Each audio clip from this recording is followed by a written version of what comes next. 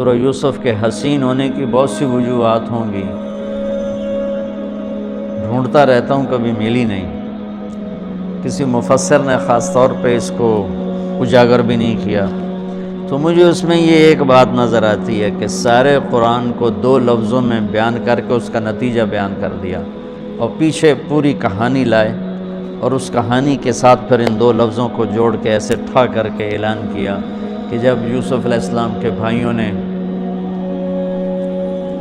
غلہ مانگا تو انہوں نے ایسے نقاب کشائی کی، نقاب رکھتے تھے یوسف علیہ السلام اس طرح کہ ان کے حسن سے کوئی فتنے میں نہ پڑ جائے، اس لیے نقاب رکھتے تھے۔ تو جب وہ بھائی آئے اور اللہ کی طرف سے اجازت ہو گئی تو انہوں نے یوں کیا، هل علمتم ما فعلتم بیوسف وأخیہ اذ انتم جاہلون؟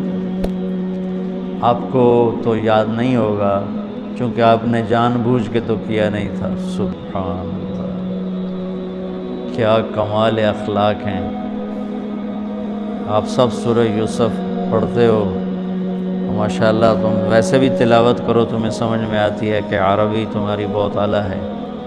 کس طرح نکالا اور کس دھوکے اور فریب کے ساتھ، پھر مارتے پیٹتے کنویں میں پھینکا، پھر قافلے کو بیچا، اور جب یوسف علیہ السلام کے اقتدار آیا ہے اور بدلہ لینے کا وقت ہے تو کہہ رہے ہیں حل علمتم، حل وہاں بولا جاتا ہے جہاں مجھے یہ پتہ ہو کہ آپ جانتے نہیں میں کیا کہنے والا ہوں، تو میں کہتا ہوں آپ کو پتہ چلا، یہ ہے حل، آپ کو معلوم ہوا، اس کو حل کہتے ہیں۔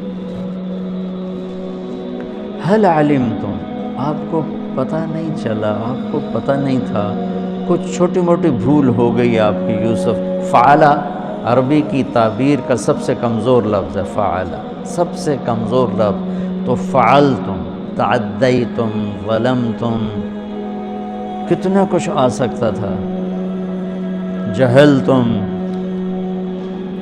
فعلتم سب سے کمزور تعبیر، وہ تھوڑا بہت آپ نے کیا تھا۔ تو اس وقت اخوت یوسف کی جو 2 مختلف کیفیتیں، خوف، امید، یقین، شک، آس، یاس، وہ جو عجیب جذبات بنتے ہیں ان کو قرآن نے یوں نقل کیا، اِنَّکَ لَأَنْتَ یوسف، اِنَّکَ شک، لَأَنْتَ یقین، اِنَّکَ خوف، لَأَنْتَ امید، اِنَّکَ پریشانی، لَأَنْتَ اطمینان۔ اور ذرا میرا چہرہ دیکھنا، صرف یہ الفاظ نہیں تھے بلکہ چہرہ بھی ترجمانی کرتا ہے۔ جو کچھ آدمی بعض اوقات باتیں جو زبان پہ آ نہ سکیں، آنکھوں نے کہیں، آنکھوں نے سنی، تو چہرہ بولتا ہے۔ تو یوسف کے بھائی یوں کر رہے تھے، یہ میں یہ کسی تفسیر سے نہیں بیان کر رہا ہوں، اس لفظ میں جو تصویر مجھے اللہ نے دکھائی ہے نا، میں وہ بیان کر رہا ہوں۔